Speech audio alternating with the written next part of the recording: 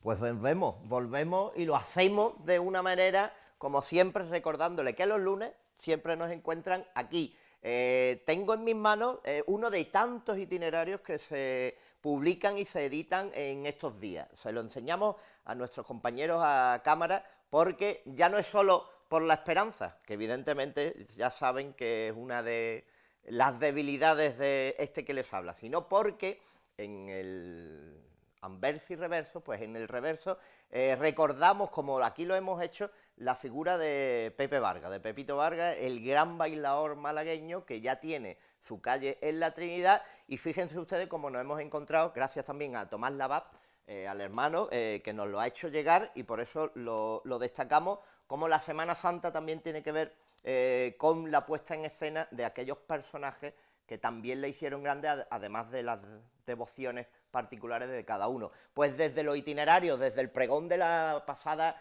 del pasado sábado de Santi y Subirón, nos inmiscuimos ya en esa previa a la Semana Santa, donde tendremos esa programación especial. Pero hoy nosotros vamos a tener también una programación muy especial. Saben que les hablamos de todos aquellos cuestiones que tengan que ver con el patrimonio y con la cultura durante el año, y que en la Cuaresma de vez en cuando nos inmiscuimos en algunos aspectos en torno a la Semana Santa y a ese patrimonio y a esa cultura. Y por eso hoy vamos a hablarles mucho también de actividades que tienen que ver, que están relacionadas con la artesanía. Pero antes, como siempre, vamos a conocer cuál es el personaje que llega a esta orilla de PTV y saber cuál es el malagueño que colmó las centurias pasadas o colmó las décadas pasadas desde Málaga y para todo el mundo. Cristóbal Jiménez Encina nació en Monda en 1866. Fue médico otorrinolaringólogo y poeta. Estudió en las universidades de Valladolid y Madrid. A lo largo de su carrera como doctor, tuvo numerosas consultas médicas privadas en la ciudad de Madrid. Trabajó también en el servicio de otorrinolaringología del Instituto Rubio y en 1906 fue nombrado jefe de la sección del mismo. Fue profesor en el Centro Benéfico Instituto de la Encarnación, donde estuvo a cargo del servicio de garganta, nariz y oídos. Tuvo consulta además en el llamado dispensario de María Cristina o dispensario antituberculoso de Madrid. Cristóbal fue médico del dispensario del Distrito de Hospital en 1934. En 1943 pasó al consultorio del Real Sanatorio Victoria Eugenia. Además de todo lo anterior, ocupó otros cargos de importancia como inspector médico escolar en Madrid, presidente de la Junta Directiva de la Sociedad Otorrinolaringóloga de Madrid y presidente del Patronato para las Escuelas de Sordomudos, Ciegos y Maternales, entre otros. También publicó numerosos trabajos sobre otorrinolaringología y dio incontables conferencias. Ha recibido algunos homenajes, como la Cruz de Beneficencia en 1927, la Orden Civil de Sanidad en 1950 o la Medalla de Oro del Trabajo. 4 años después, Cristóbal murió en el año 1956 después de una brillante carrera. Actualmente existen 2 calles en su honor con el nombre Dr. Jiménez Encina, en los municipios de Monda y Torremolinos. Otro de los personajes a tener en cuenta en nuestra historia y como personaje de Málaga que se bifurcó por otros lugares de esta España, como se bifurca por todos aquellos lugares nuestra Semana Santa, y tiene muchas particularidades además de las propias comitivas nazarenas, de la propia constitución de una hermandad, de los propios momentos de la propia Semana Santa, y valga la redundancia, como esas artesanías, esos oficios en los que se realizan determinados elementos que después vemos en las calles de Málaga, o vemos en las capillas, o vemos en los oratorios, en las basílicas. Y hoy hemos querido estar con Salvador Blanca, que es carpintero tornero, porque hemos querido saber cómo se realiza un martillo de mayordomo, ese martillo de madera que tanto vemos en la Semana Santa para ejercer los toques de campana y levantar así nuestros tronos y dar las órdenes. Así pues, veamos con Salvador, con nuestro buen amigo Salvador Blanca, cuál es el oficio de tornero en torno a esos martillos de la Semana Santa.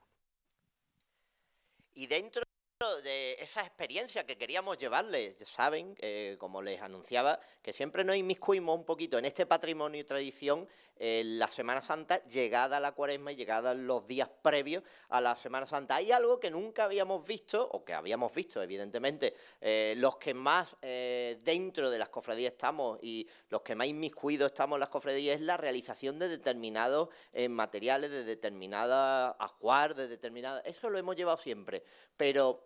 ¿Quién toca? Evidentemente el mayordomo, las campanas de la Semana Santa de Málaga, los mayordomos, los capataces también llevan esos martillos, pero esos martillos, ¿cómo se hacen? ¿Quién lo hace? ¿Cómo se realizan? ¿Se encargan en Málaga?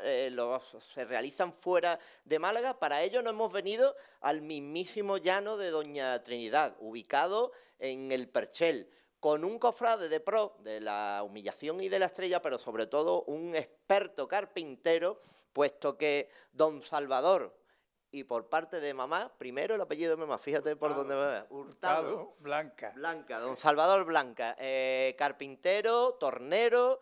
En primer lugar, buenas tardes y gracias por dejarnos entrar en este taller y explicarnos también cómo es el proceso de la fabricación de un martillo, tanto que los vemos en Semana Santa, pero muchas veces escapa el cómo se hace, cómo se realiza. Con lo cual, en primer lugar, eso, darte las gracias por atendernos. Un martillo es complicado de hacer, es difícil. ¿Qué maderas se buscan? ¿Dónde se compran? ¿Cuánta duración, qué se tarda en la realización de un martillo? ¿Cuál es el proceso?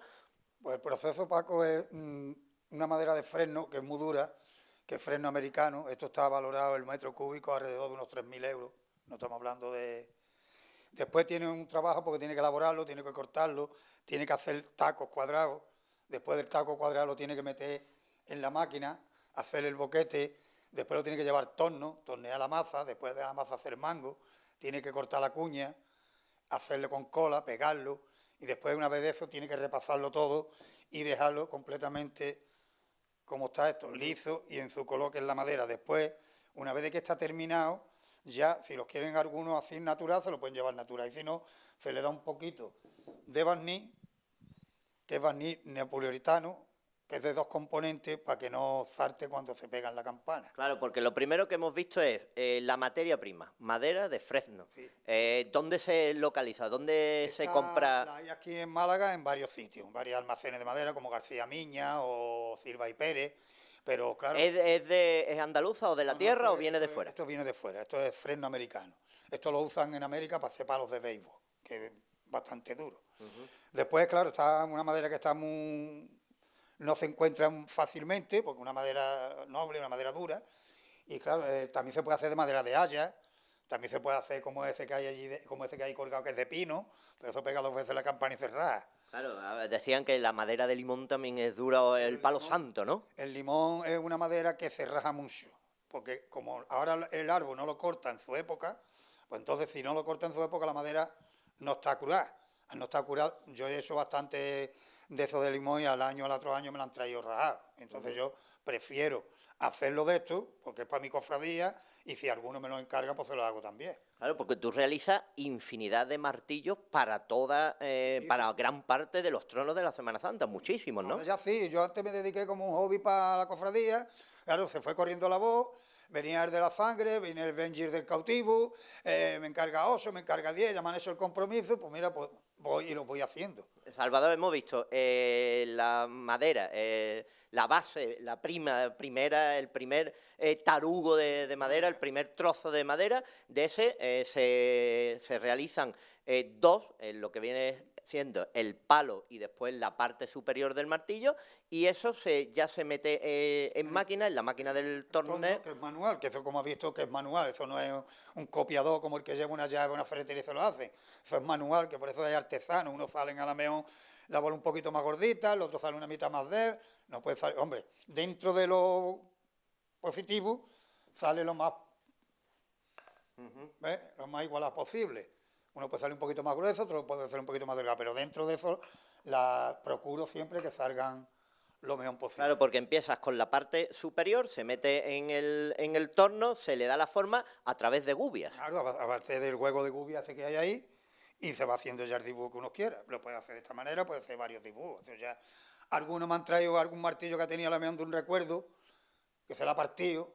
Mira, Salvador, ¿me puede hacer un igual que este? Pues sí, tráelo, y yo se lo he hecho. Una vez que has realizado la parte superior, que has realizado el mango, el palo inferior que se adhiere a la superior, las líneas estas las realiza también con la incorporación de un metal que va quemando la madera. Va quemando la madera y es lo que hace lo negro esto. Muchos se creen, algunos vienen y me preguntan y por fácil les digo, esto lo he hecho con un rotulador y dicen, no se borra. Y ya le explico, no, esto es con un cable que quema la madera, que por eso mucho cuando se lo llevo a Carlos Millán, que es que se lo llevo para que los grabe, tiene que ser natural, porque si se lo llevan oscuro el grabado no se ve. Como es quemado también, no se ve, no se nota el grabado.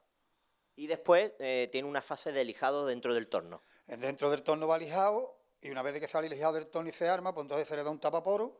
El tapaporo se vuelve a lijar con unas esponjitas finas y después ya se le da el barniz. Y esta es la terminación. Y después pasamos al engranaje.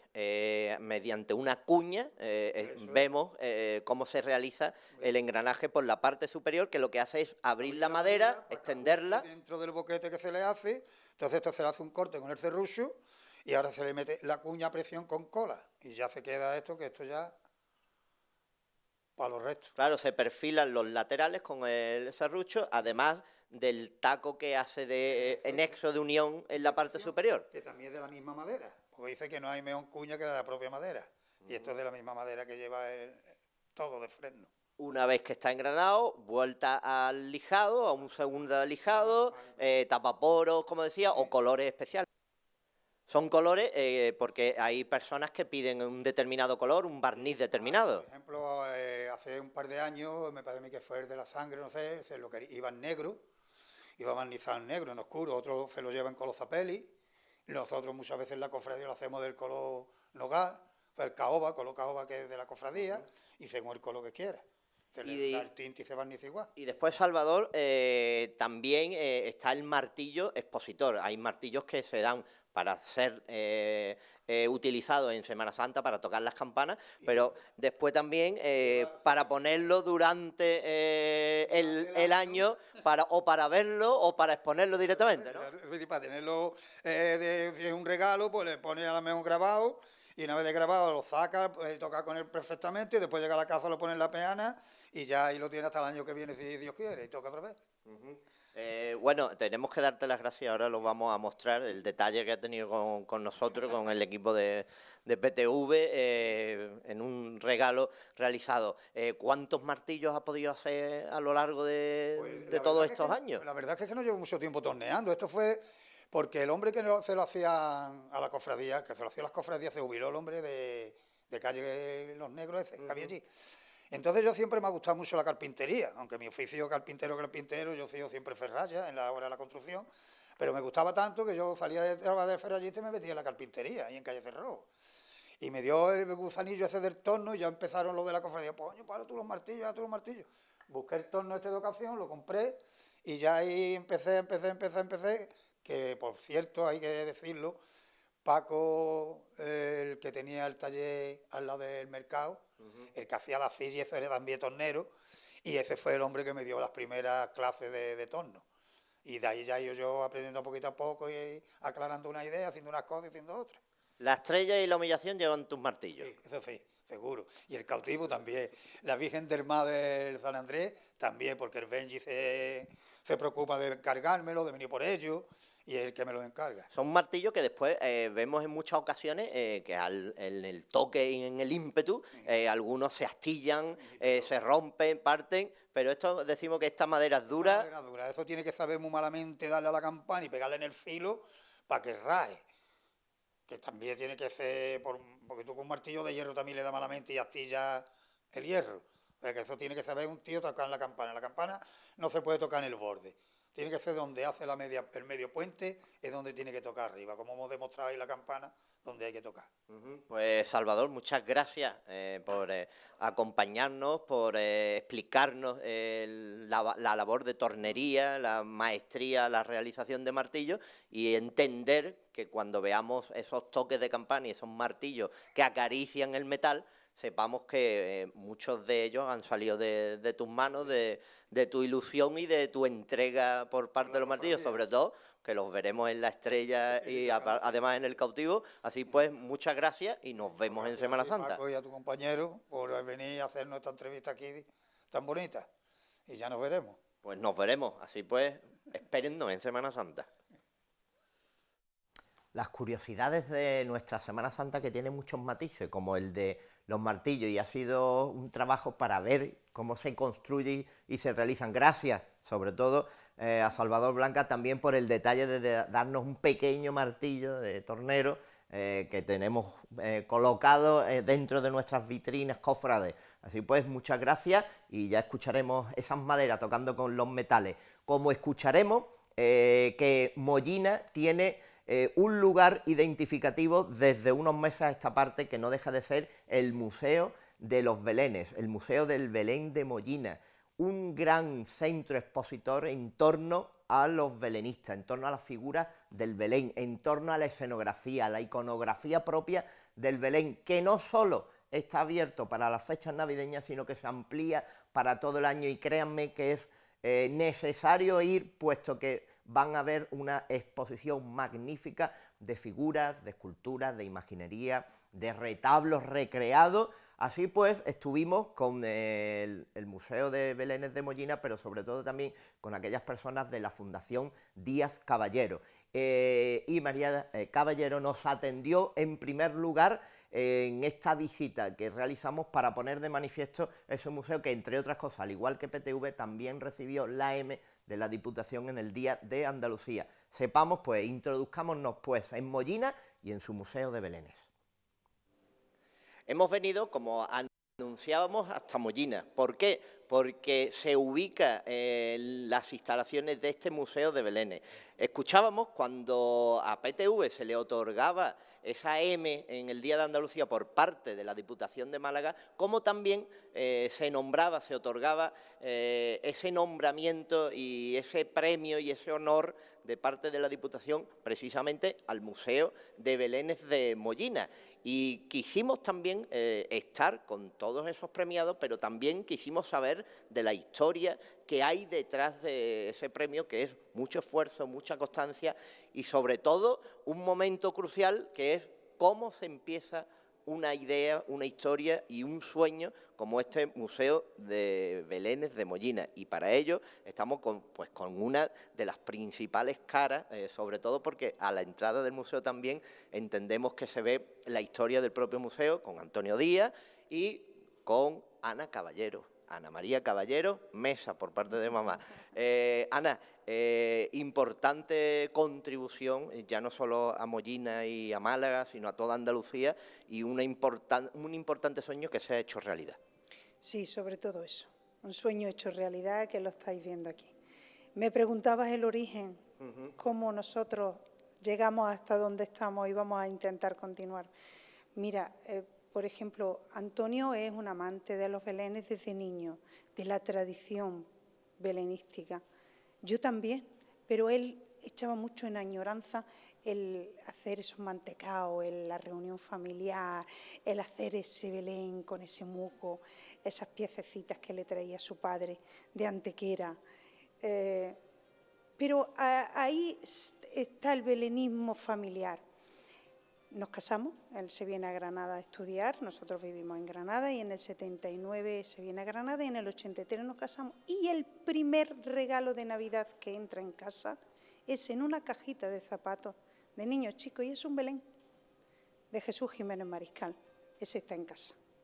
A partir de ahí empezamos a coleccionar figuras de Jesús Jiménez Mariscal y hacíamos un Belén popular en casa, primero en la mesa, luego una mesa de ping-pong, luego la mesa de ping-pong grande, luego el salón, luego desarmábamos el salón, hasta más de 600 figuras que tenemos de Jesús Jiménez. Venía Jesús a ayudarnos, pero Antonio a lo que se viene a Granada es a estudiar aparejadores.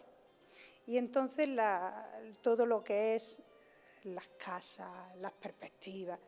Y cada año viajábamos a Madrid, a Cádiz, a Jerez, a Sevilla, a todos los sitios, a Ávila, a todos los sitios, ida y vuelta nos daba igual a ver los belenes.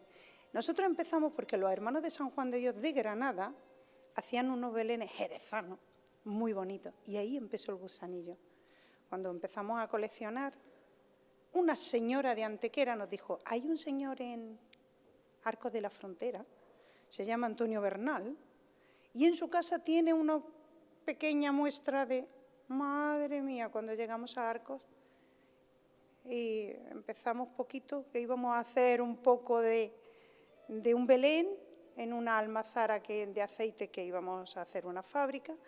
Dice, oye, ¿uno nada más? No, hay muchos autores. Madre mía, el papel que noble es, que empezamos a ampliar y mira dónde estamos. Y para protegerlo, pues hicimos la Fundación Díaz Caballero junto con mi hijo Antonio Jesús y Ana María. La inauguración, la apertura y la puesta en marcha del mismo la ubicamos en la pasada Navidad de 2017 y en tan solo estos 3-4 meses que se llevan de oficio museístico, el número de visitantes ha escapado a todas las primeras ideas que se tenía y eso hace también que se manifieste pues esa ilusión por seguir, por continuar y por agrandar el propio museo.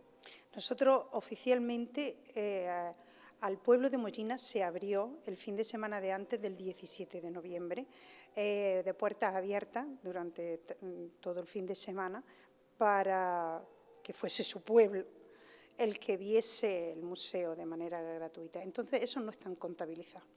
Desde el 17 de noviembre sí se empieza a contabilizar y van más alrededor de unas 50.000 personas. Sí que se han superado las expectativas, pero hay que pensar una cosa, que el museo tiene que estar vivo, que la Fundación lo puede echar adelante, que podemos empujarle, que no queremos nosotros que sea un negocio, pero sí que tenemos que ayudarle a que esté animado con gente, que vengan a verlo, que es un museo con todas las palabras.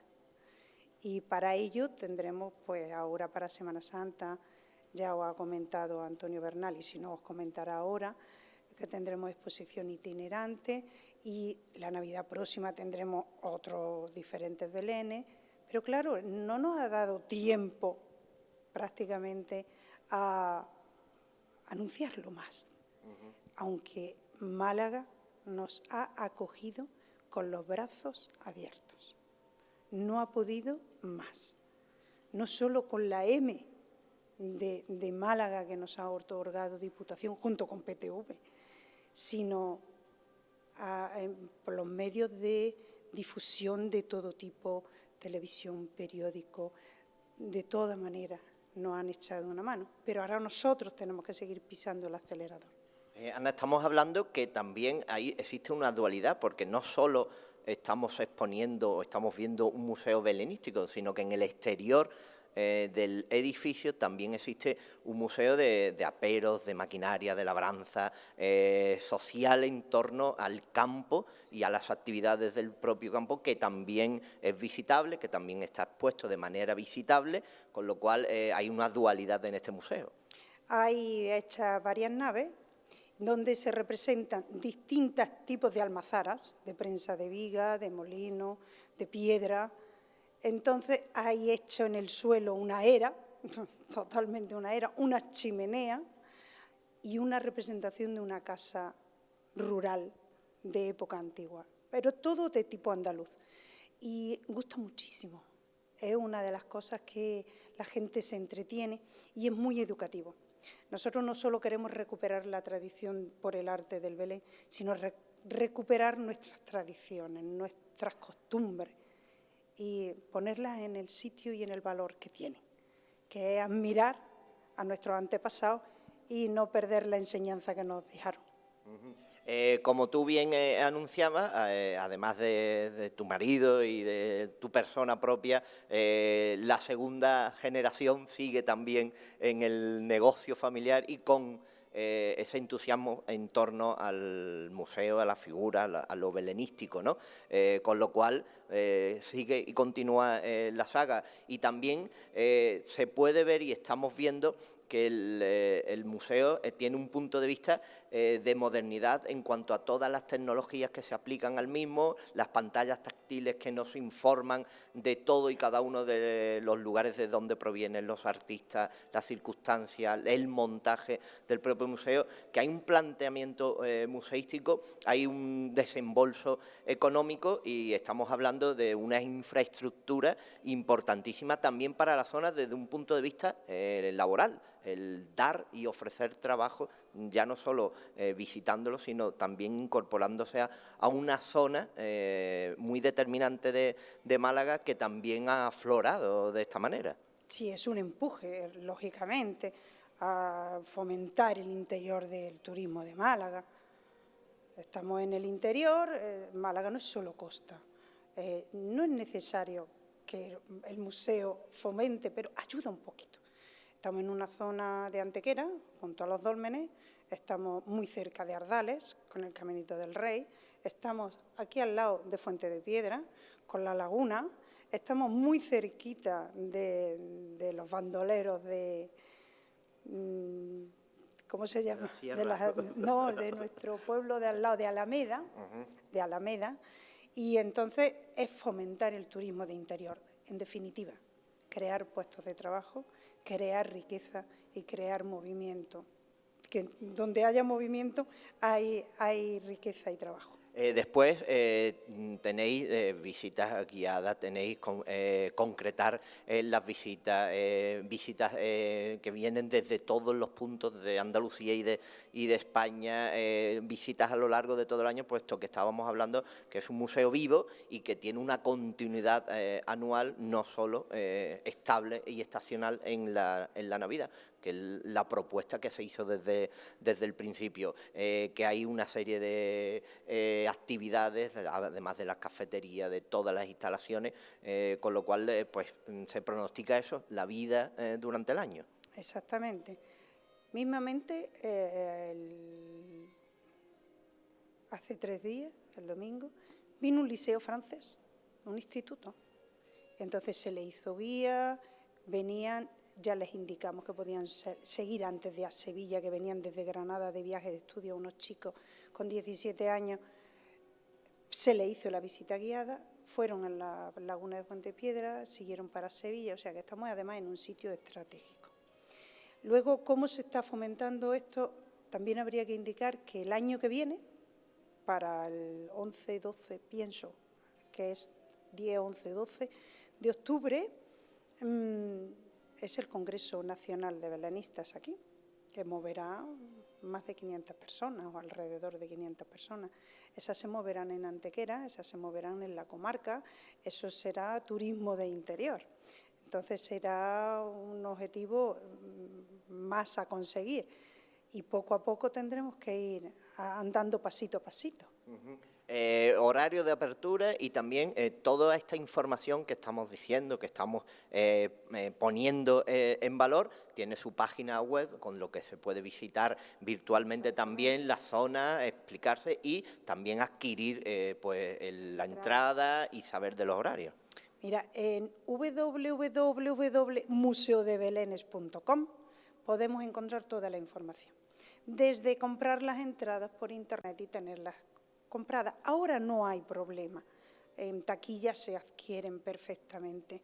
Desde ver los horarios, porque estamos recién abiertos y, por ejemplo, ahora tenemos los martes cerrados y los lunes por la mañana, pues consultar directamente qué horario, oye, qué horario hoy, que es junio, tenemos, porque no sabemos todavía y ahí lo vamos a ir poniendo.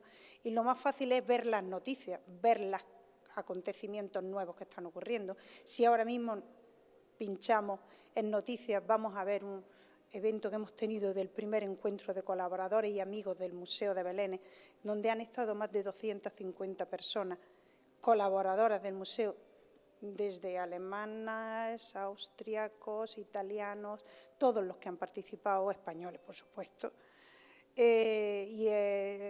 Vaya a ver la gente que vino este fin de semana, Asociación de Belenistas de Sevilla, Asociación de Algeciras, Puerto de Santa María.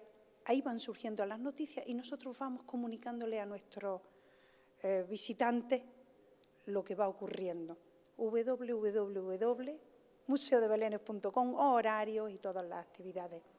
Pues muchas gracias por recibirnos, Ana, por mostrarnos el museo. Alentamos, como de hecho también queríamos mostrarles a todos nuestros televidentes que se estaba cociendo, y nunca mejor dicho, por el barrio y policromando en Mollina, animar a que vengan todos a visitarlo en este enclave, que es, en esta comarca y en este entorno. Y nos vemos en la próxima exposición, que ya la tenemos ahí, la temporal de Semana Santa, y durante todo el año. Muchas gracias a PTV Televisión siempre, muchas gracias a vosotros y animar a todos los que nos estáis viendo a que vengáis.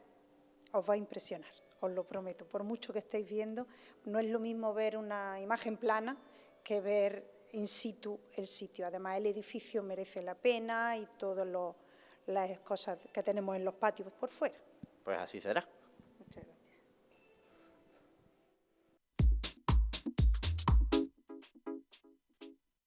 ¿Tu edificio tiene más de 35 años, más de 3 plantas y no tiene ascensor? Aprovecha la segunda convocatoria de subvenciones para la instalación de ascensores y presenta tu solicitud hasta el 20 de marzo. Subvenciones de hasta un 90%. Más información en la Oficina de Rehabilitación Urbana, en la Plaza de la Judería número 3 y en la web www.imv.málaga.eu. Ayuntamiento de Málaga. Málaga funciona.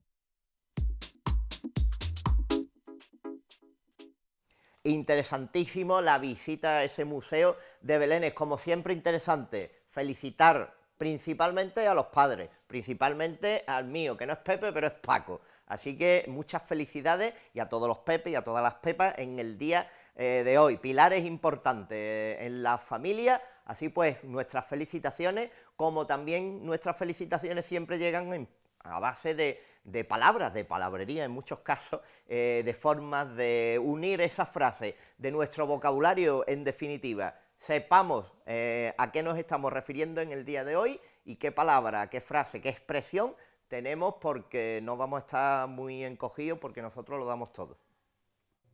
Aunque si nos referimos a encogido, el diccionario nos traslada a algo acurrucado, menguado o agachado. En Málaga esta palabra tiene una doble acepción, pues hablamos de encogida como aquella persona que no suelta un euro, tacaña e igualmente agarrada, es decir, una persona que no habla por no gastar saliva, lo que viene siendo un encogido. Totalmente, es muy utilizada en Málaga cuando no se gasta y cuando es del puño cerrado. Lo que sí nos gastamos nosotros es en enseñarles todas aquellas cuestiones que tienen que ver con nuestro patrimonio, con nuestra cultura, con nuestras tradiciones. Y seguimos con el Museo de Belénes, puesto que vamos a hablar con Antonio Bernal, que es un belenista de Arcos de la Frontera, arcense, de Arcos de la Frontera, y él nos explicó cómo se construye, cómo se lleva a cabo y cómo se difunde también esa labor belenística. Con ello nos despedimos. La próxima semana tendremos especial de Semana Santa, retransmisiones especiales que no tienen que perderse, pero les dejamos con ese Museo de Belénes de Mollina. Y desde el Museo de Belénes, como bien anunciábamos en esa entrada desde el plató, pues nos hemos acercado porque no estamos hablando de un lugar donde solamente se exponga una serie de figuras y de elementos alusivos al Belén. No estamos hablando de un lugar donde haya una serie de salas que nos evoquen esa tradición del Belén. Estamos hablando de todo un museo desde un punto de vista expositivo, monumental, didáctico y además que nos enseña toda la tradición museística alrededor de todo el mundo, no solo de nuestra localidad, no solo de nuestra comunidad ni de nuestro país, sino de todos aquellos lugares donde han recabado tanto información como imaginería, escultura y edificaciones para traerlos a este museo que ya les digo que merece y muy mucho la pena. Y uno de los artífices, de los creadores, de los patronos, de las alma mater de este museo no deja de ser don Antonio Bernal. Muy buenas tardes. Hola, muy buenas tardes. Antonio, estaba diciendo en la introducción porque no es un museo al uso y vamos a ver otra cuestión en torno al Belén. No es como normalmente nos imaginamos un museo de Belénes con unas representaciones, sino que hay un estudio museográfico, museológico, de interpretación, hay un estudio escultórico, un estudio de estructura y sobre todo un camino desde la entrada hasta el final para analizar todo lo que es el belenismo en el mundo. Efectivamente. Sí, bueno, como ya habéis visto y podréis ver ahora con más tranquilidad, estamos hablando, hombre, yo diría que sí es un museo al uso, lo que no es lo que habitualmente la gente espera encontrar cuando le hablan de un museo de Belénes. La gente piensa encontrar, pues bueno, lo que habitualmente está acostumbrada a ver en su entorno, en su parroquia, en los belenes que se hacen en casa y tal. Nosotros hemos apostado por una muestra de belenismo artístico, fundamentalmente belenismo artístico. Hemos viajado por toda la geografía y por parte del extranjero, donde hay movimientos belenistas artísticos, fundamentalmente Italia, Austria, Alemania, España, tenemos un poco, fundamentalmente esos son los países donde hay un movimiento importante de esto. Sudamérica también, pero para que Sudamérica coge un poco más a traspié, también tenemos alguna obra de Sudamérica.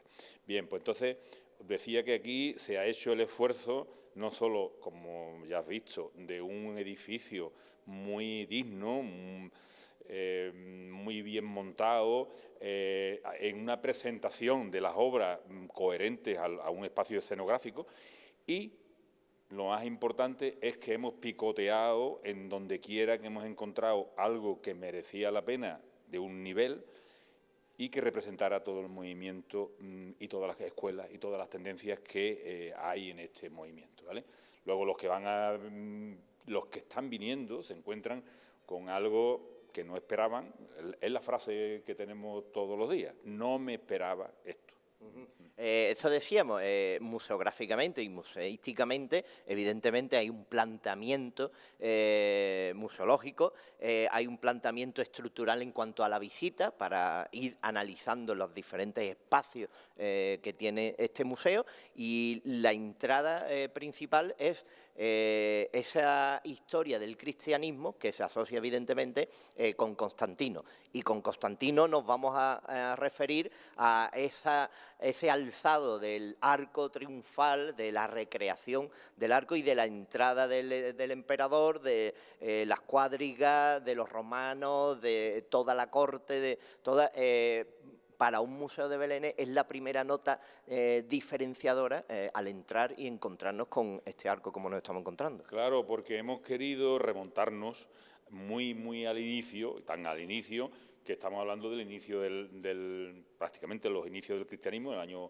300 y pico, que fue cuando Constantino I el Grande conmemoró la batalla de Puente Milvio, y a partir de esa fecha más o menos se calcula que fue cuando el emperador, o está documentado, está documentado que el emperador legalizó la implantación del cristianismo, que ya estaba, lógicamente llevaba un tiempo, pero perseguido, como todos sabemos, por aquella historia de los romanos, las catacumbas y todo aquello, pues a partir de esa fecha. Claro, lógicamente no podemos engañarnos, esa importancia de esa presión que hace el Imperio Romano permitiendo el cristianismo como la religión oficial, pues hace que eso se expanda y lógicamente llegue hasta nosotros, y ese origen está ahí.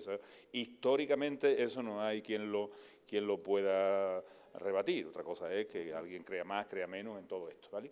Y luego, un poco más detrás, ya te lo digo yo, está el siguiente eslabón, que es San Francisco. San Francisco, 1220 y tantos, pues 23 creo que fue el año, sí, 1223, él fue el primero, se le reconoce como el primero que hizo una representación con la autorización del Papa, que en aquel tiempo gobernaba en Roma, le permitió hacer una representación. Pues entonces aquello no estaba muy bien visto, una representación del nacimiento con unos animales vivos y tal. Y eso lo hizo en la gruta de Grecio, y a partir de ahí, bueno, con el tiempo, pues a San Francisco se le consideró el patrón de los belenistas. Nosotros eso lo hemos querido poner en esta entrada, con ese enlace y haciendo esa unión con esa historia del principio del cristianismo y del patrón de los belenistas. Y luego, a partir de ahí, pues efectivamente hay 7 salas con belenes de mediano gran tamaño, traídos de toda la geografía, tanto española como fundamentalmente italiana, y el norte de Centro Europa. Y después tenemos 3 belenes grandes, uno es una representación, lo que llamamos nosotros un monte sacro, que hace un paseo por el Antiguo y el Nuevo Testamento, desde Adán y Eva hasta la resurrección de Cristo. Es una obra de un gran artista, tanto escultórico como belenista, José Luis Mayo, de Madrid, del centro de España, con un estilo muy propio de los belenistas del centro. Después tenemos al otro lado una Belén Cueva que es obra mía, en este caso es mi aportación, aparte de coordinar un poco los trabajos estos, pues mi aportación a este proyecto como belenista, y que eso está hecho con figuras de Ángela Trippi, tiene una gran cantidad, concretamente 343 figuras de Ángela Trippi, que está considerada, es una italiana de Sicilia, que está considerada, es la misma autora de estas figuras que están aquí detrás, considerada por la mayoría de los belenistas como de los mejorcitos en cuanto a escultores de Belén. Y aparte de que ellos hacen esta escenografía, también está hecha por ellos. Y luego está el Gran Belén de Andalucía, como Belén es grande, Gran Belén de Andalucía, que hace un paseo por los lugares más emblemáticos de las 8 provincias andaluzas, con figuras de un autor andaluz también, que son sucesores de Ángel Martínez. Podemos hablar de Ángel Martínez y de muchas cosas que aquí están recogidas en este museo. Hemos traído autores, figuras, escenografías que cuenten no solamente cosas bonitas, sino además que cuenten historia del Belén y que aporten lo que tú antes decías que me parece importante, un aspecto didáctico a todos los visitantes, de tal manera que el Belén deje de ser en la mente de la mayoría aquello que tenemos de que ponemos 4 figuritas y que lo pasamos muy bien con nuestros niños en Navidad, que también, pero que lógicamente hay un estado, un nivel al que los belenistas artísticos, asociaciones, fundaciones que en este caso están protegiendo todo esto, pues que han hecho que el Belén pues esté ya en un nivel de verdadero arte, y eso es lo que nosotros queremos aquí defender. Estamos hablando del planteamiento del expositivo, de la idea del Belén, puesto que también hablaremos de cómo surgió la idea de este museo, y desde un punto de vista técnico, artesanal, estamos viendo imágenes principalmente de barro cocido y policromado, hay madera, hay el porespán, láminas. Se juega mucho con la luz, muy importante la luz en estos belenes, una luz LED que se va alternando y alterando según las circunstancias del paisaje, con lo cual hay una escenografía casi de película. Sí, vamos a ver, el belenista echa mano prácticamente de cualquier material que tiene a su alcance para crear lo que su mente artística le da, ¿no? Entonces nos podemos encontrar muchas veces materiales que se utilizan, la mayoría de las veces materiales que se han inventado para otra cosa, pero que el belenista dice, esto lo puedo yo utilizar para hacer... Entonces tenemos el porespán, que por supuesto no se inventó para hacer belenes, la escayola, que es uno de los elementos fundamentales para recubrir y para dar texturas y demás, pero después hay infinidad de materiales que no te puedes imaginar, desde colas, pegamentos, silicona, para hacer moldes, para hacer texturas, para hacer pinturas que se utilizan prácticamente toda clase de pinturas, desde pinturas acrílicas, pinturas al óleo, hay quien le gusta terminar la obra con óleo, quien le gusta con la pintura a pinturas acrílicas. Te puedes encontrar prácticamente de todos los materiales que ayuden a conseguir ese buen fin de conseguir esa textura, esa representación, esas escenografías en definitiva, que acojan esas figuras, que además todo lo que hay aquí son de primera línea.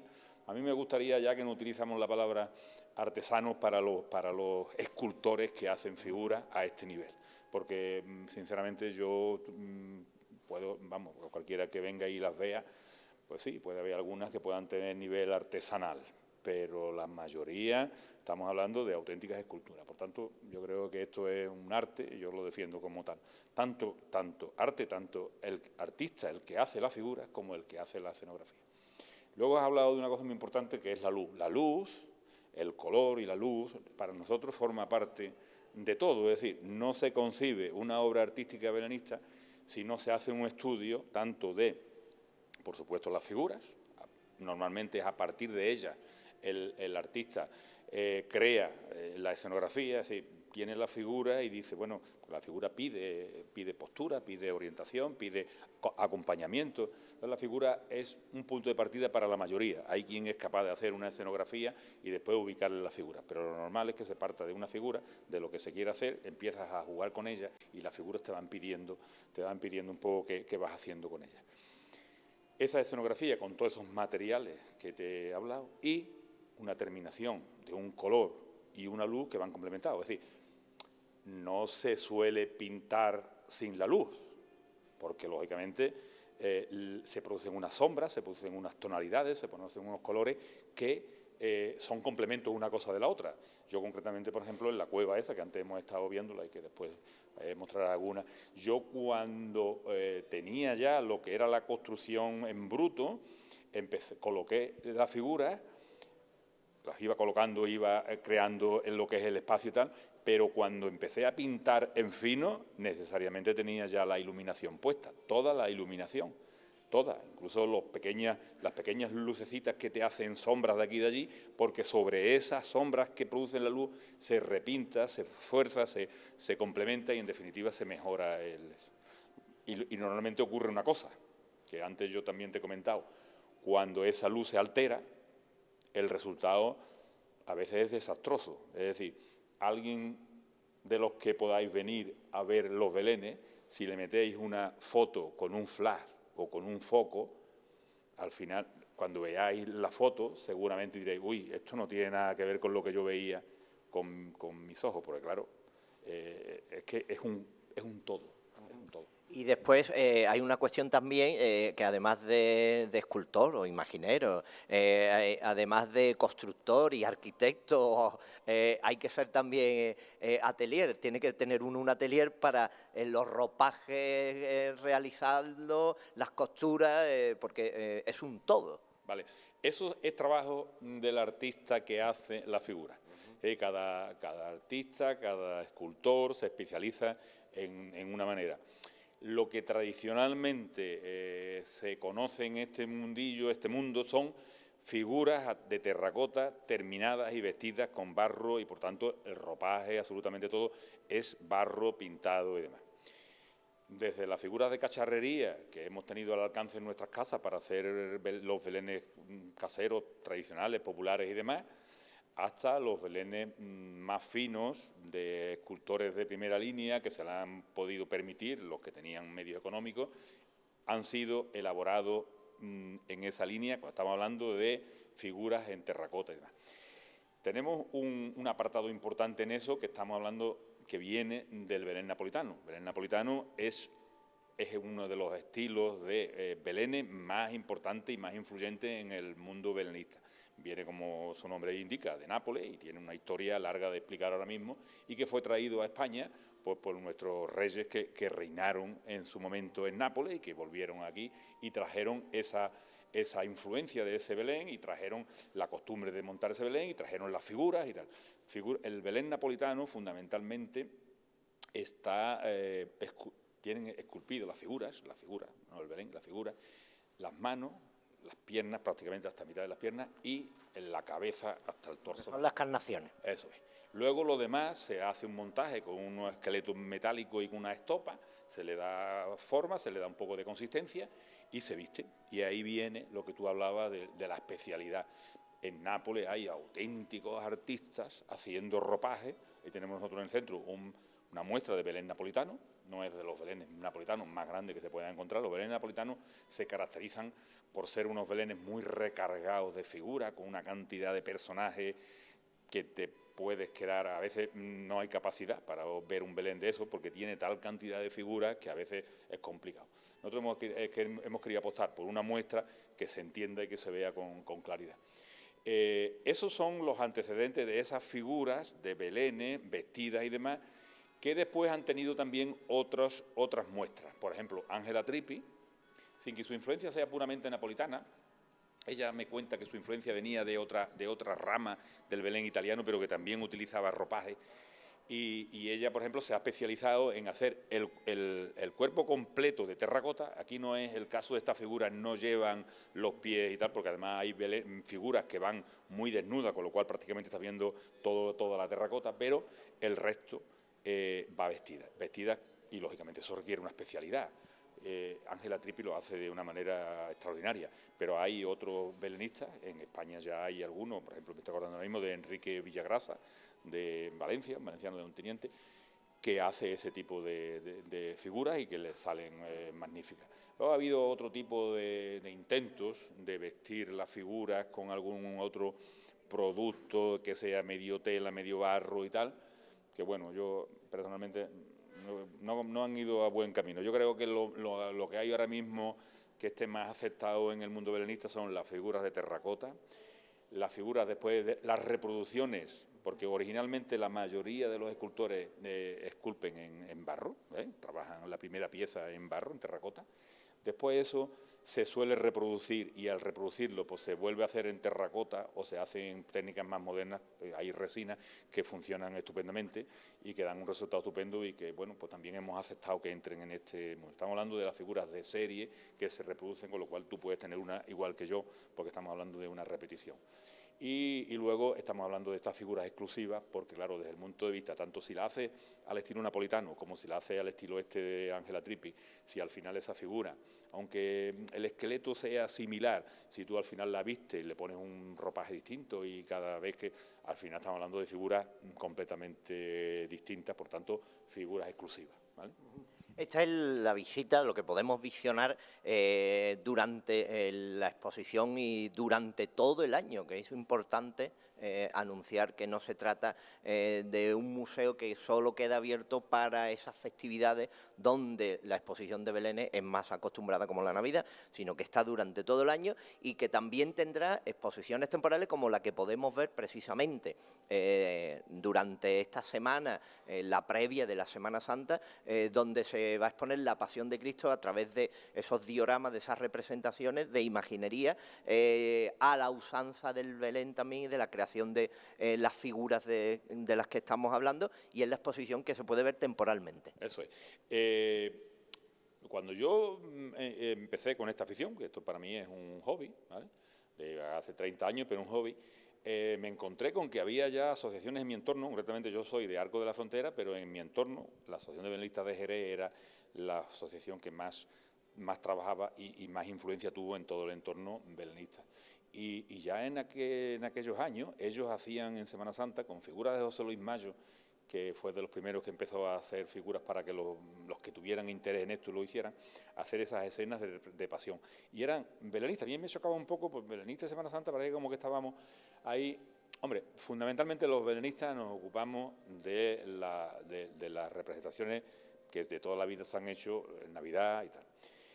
Pero existe eso desde hace muchos años y nosotros lo que hemos hecho es recoger un poco también esa iniciativa, ese interés que hay en el mundo belenista y además en un entorno en el que nosotros vivimos, donde el tema cofrade pues también es muy potente, pues aprovechar para hacer una muestra. Lo que tenemos ahora mismo, lo que estamos preparando durante muchos años, de los años que llevamos trabajando, hemos ido comprometiendo a artistas en formato grande, que es complicado porque normalmente ese formato no se hace para la reproducción en serie, son piezas especiales, y tenemos 12 escenas en figuras. Tenemos de momento las figuras de 12 escenas en tamaño, la mayoría son de 40 a 45 centímetros, que van desde la entrada en Jerusalén hasta la resurrección, y de distintos autores. Hay algún autor como Ángela Trippi que tiene 3, José Luis Mayo que tiene 2, Guillotto tiene 2, de italianos hay 2, con las de Ángela Trippi 5, en fin, están repartidas entre autores italianos, en este caso italianos y españoles, cercanos nuestros aquí, alguna como Montserrat Ribe de Cataluña, en fin, un poco repartido. Esas figuras nosotros al día de hoy tenemos compromiso ya, interés en belenistas españoles e italianos en hacer las escenografías para la Semana Santa del año que viene. En este año nosotros estamos terminando en estos días, tenemos que en el fin de semana ponernos en marcha, vamos a montar en esos mismos huecos, eso tenemos que desmontarlo después y volverlo a montar en su momento, pero lo hemos hecho para poder exponer las figuras, vamos a poner las figuras. Las figuras son un espectáculo. Yo sinceramente animo a todo el que tenga interés. Nosotros eso lo vamos a tener abierto desde este fin de semana, inmediatamente lo pondremos en la página web, y la fecha prevista de cierre está para el 13 de mayo, que me parece que es domingo, sobre el 13 de mayo, para que todos los que tengan interés puedan tener un tiempo, porque además ya sabemos que la Semana Santa no hay quien se mueva de su entorno, y menos los que les gusta todo esto, ¿vale? Entonces, eso está ahí para animar a que la gente en este tiempo pues tenga también un aliciente. Pero yo quiero insistir, porque es vital para nosotros la importancia de lo que tú has dicho antes. Esto es un museo, en toda regla, atemporal.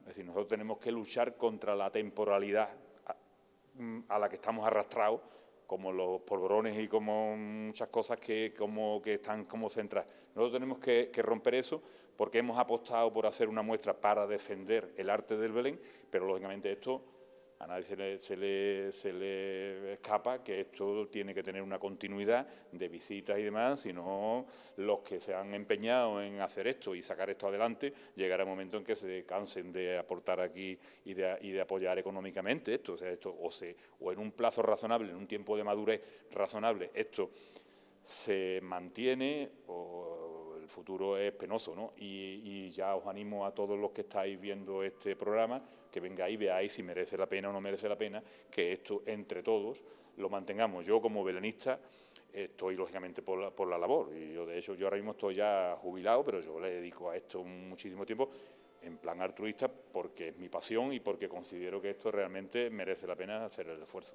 Pues, don Antonio Bernal, muchas gracias por atendernos, por mostrarnos las especialidades de este Museo de Belénes que se ubica en Mollines, y nos vemos en Semana Santa, durante la Semana Santa, después y durante todo el año. Muy bien, pues muchas gracias a todos.